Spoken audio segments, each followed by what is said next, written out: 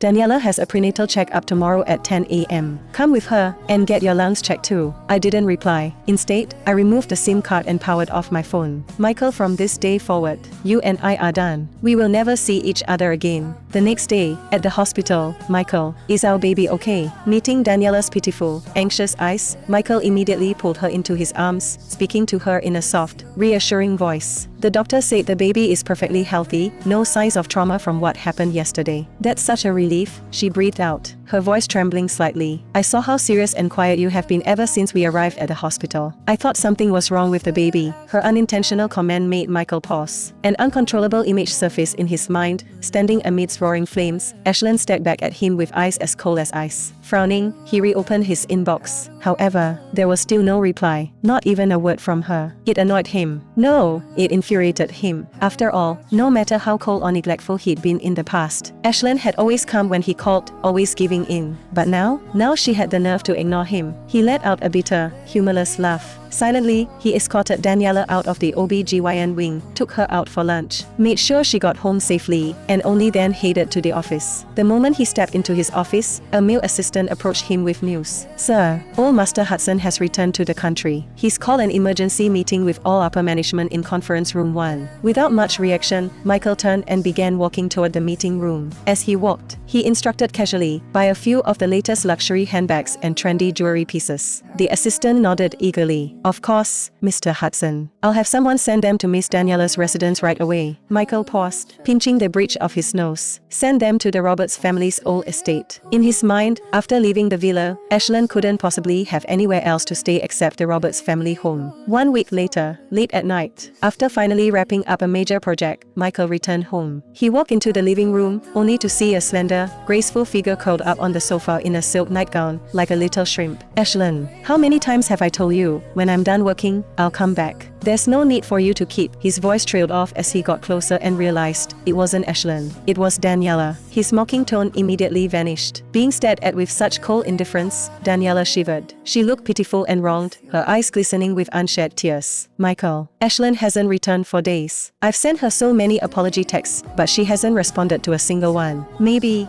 I should move out. Watching her on the verge of tears again, Michael frowned and pulled her into his arms. He placed a light, perfunctory kiss on her forehead. Don't think too much and take care of your health, whether Ashlyn likes it or not. From now on, this will be your home and our child's. Half an hour after making that promise, Michael stood alone on the open-air balcony, wrapped in a silk robe, quietly smoking a cigarette. He hadn't smoked in a long time, but tonight, for some reason, he couldn't resist. On impulse, he opened his contacts and scrolled all the way to the bottom. Ashlyn's number was still there. His thumb hovered over the call button for a long time. After 2 cigarettes, he didn't dial. Instead, he sent a message. Ashlyn, tomorrow is Grandpa's 80th birthday. I suggest you don't try any stunts at the celebration. Don't cause trouble for Daniela or her baby. The next day, Arnold Hudson's 80th birthday celebration began. Michael arrived hand in hand with Daniela, publicly and confidently, until Arnold Hudson himself entered the venue. Only then did Michael finally let go of Daniela's hand and walk over to his grandfather's side. Why didn't Ashlyn come with you? Faced with his grandfather's pointed question, Michael's lips pressed into a thin line. For once, he actually defended Ashlyn. Sorry, Grandpa. Ashlyn's been busy these past few days preparing your birthday gift. She's been exhausted, so I told her to rest and come a bit later. 2 hours passed quickly. The birthday banquet reached its final segment, the gift-giving ceremony, but Ashlyn still hadn't shown up. Suppressing unease, Michael stepped into a corner, pulled out his phone, and dialed her number. The number you dialed is unavailable. He redialed, again and again, but the same message echoed back. And then, a courier walked into the banquet hall. He delivered 3 packages, each addressed from Ashlyn. Under the curious gaze of everyone, Arnold smiled warmly as he opened the first gift, an embroidered silk tapestry. A vivid 100 deities blessing scroll. Moved to tears, Arnold gently opened the second gift, the heirloom jewelry set his wife had gifted her. The room fell dead silent. Everyone knew what it meant. Before Arnold could react, Michael, face dark as storm clouds, strode toward the third gift and tore it open with frozen hands.